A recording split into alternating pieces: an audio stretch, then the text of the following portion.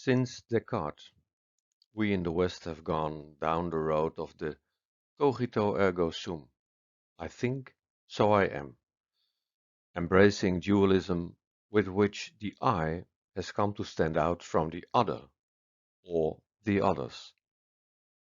This dualism has made that we position ourselves and others in classes and thought frames based on a simplified reality, prejudices and assumptions, which have become prisons, both for the other person and for ourselves.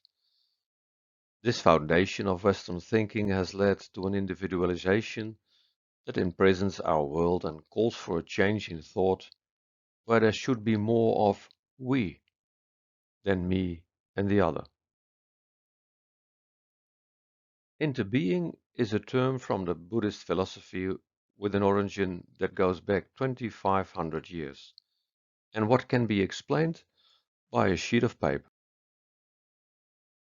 When we look at a sheet of paper, we see a multitude of elements that are inextricably part of this sheet of paper. We see the water, the rain with which the paper was made, the wood pulp, the tree, the sun in which the tree has grown. We see the soil in which it stands. We see the lumberjack, the machines that have been used, the family of the lumberjack. We see the factories in which the huge machines create paper. The steel for that machines created from iron originated millions of years ago. Thousands of workers with just as many families around them.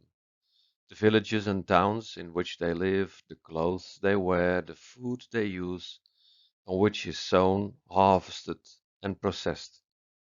Schools for the education of youngsters.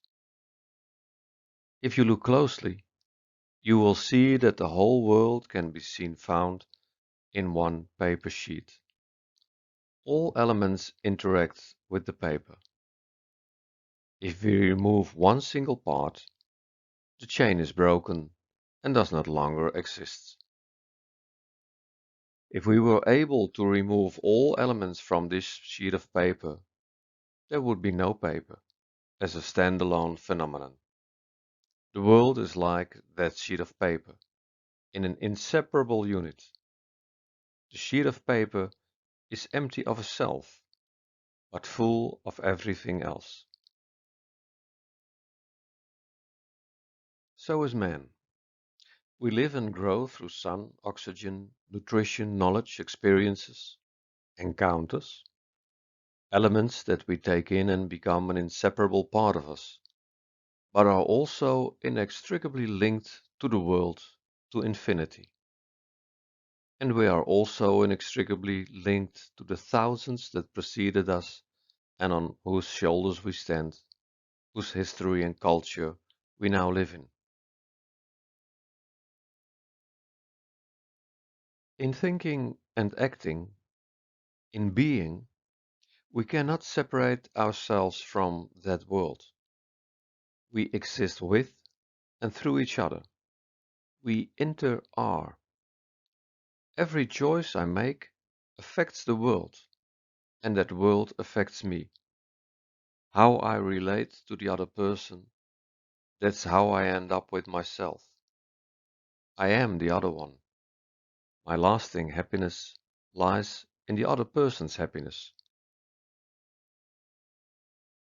Ubuntu is an African philosophy that articulates this and means as much as I am because we are. A person is a person through other people. The affirmation of one's own humanity arises by seeing the other in his or her uniqueness and difference. The other is a mirror, but only a mirror for my own subjectivity. My humanity is by definition co-humanity. Humanity is a trait we owe each other.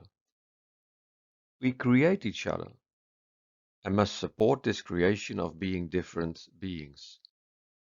And when we belong together, we also participate in each other's creations. We are because you are, and since you are, so am I.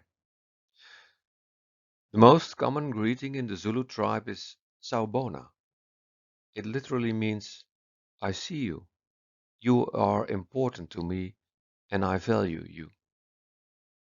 It is answered by Skona, meaning, I am here. Until you saw me, I didn't exist. By recognizing me, you brought me into existence. Let me end with a story of Indra's net, a Buddhist story originating from the 6th century.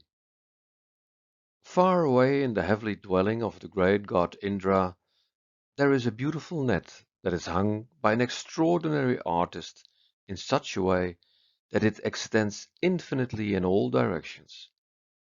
In keeping with the extravagant flavor of gods, the artist has lifted a single glittering jewel at every junction of the net.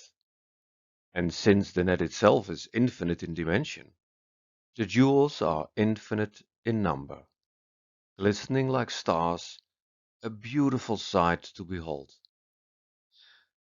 If we select one of these jewels for inspection and look at them carefully now, we will discover that in the polished surface all the other jewels are visible in the net, infinite in number. And not only that, but each of the jewels reflected in this one jewel also reflects all the other jewels, so that the reflection process is also infinite. It symbolizes a universe in which there is a repetitive interrelationship between all members of that universe. It is a relationship of mutual identity and joint intercausality. How enriching it is, and a lot less lonely, when you can look at the world in this perspective.